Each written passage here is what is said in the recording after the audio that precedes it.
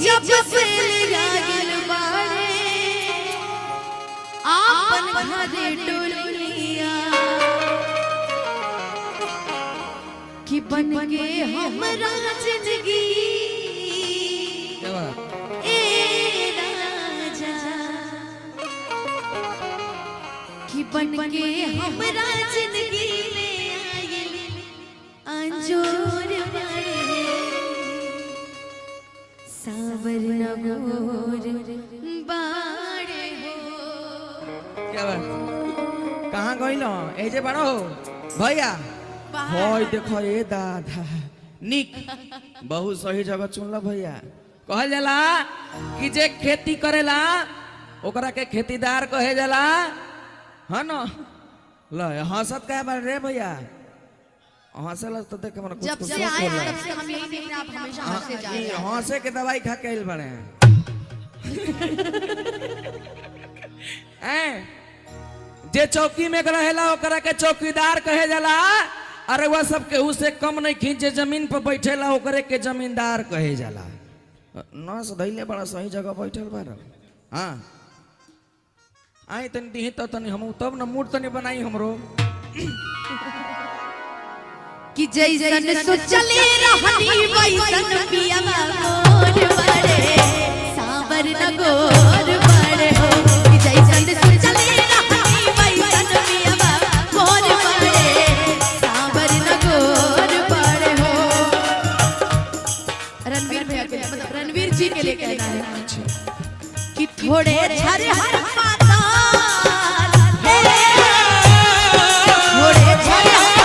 थोड़े झरे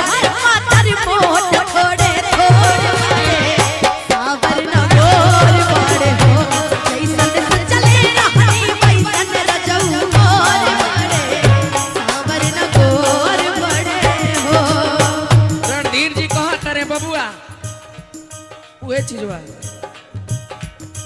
ए मोर करे जाओ मोर रानी दिल जानी हो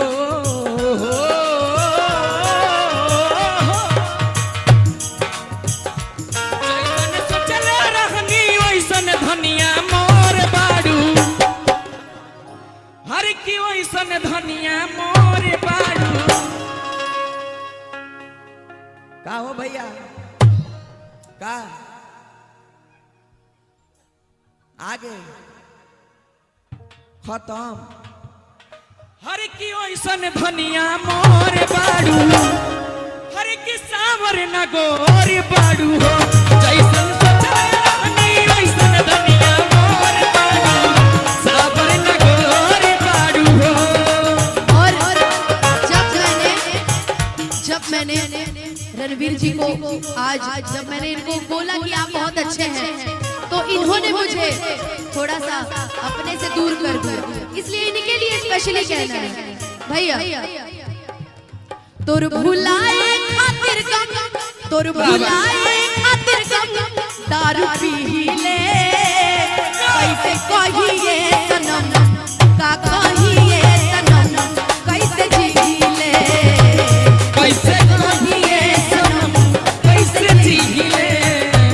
तोर भुलाए खातिर गम तोर भुलाए खातिर गम दारू पी ले आके देखाए सनम कैसे जी ले हो आके देखाए सनम कैसे जी ले।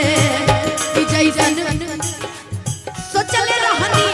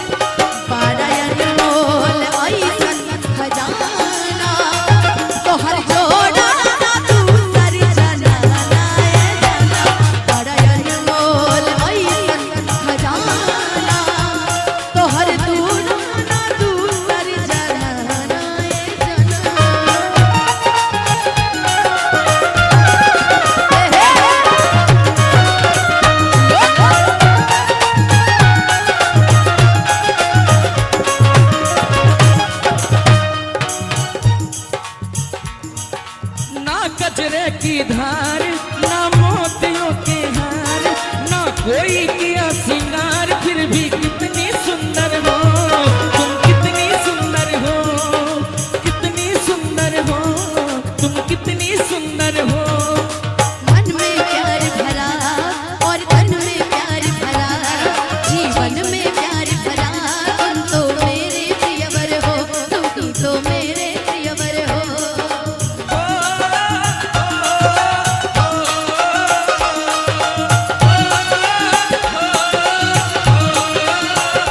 वो बड़ा नीक लागेला पलम जी के बोलिया। देखिए मान के चलिए कि रणवीर जी के अभी नया नया ब्याह हुआ था, नया नया, अभी उनकी शादी तो नहीं हुई है, लेकिन विनय जी यही सोचते थे कि उनका नया नया शादी हुआ है और उनकी बीवी के लिए सब कोई के अनुपमा जी नए नए बियाह होला, पुरानो बियाह थोड़े होला। अरे मतलब अब देखिए मुकेश भैया कहाँ गए, मैंने फिलहाल में मुकेश भैया की 10 साल हो गई शादी को, तो उनको ये नहीं ना कहेंगे कि उनको 10 साल हो गए शादी को। मतलब पुराना बियाह, पुराना पुराना ब्याह। अच्छा जब से ले जागिल बाड़े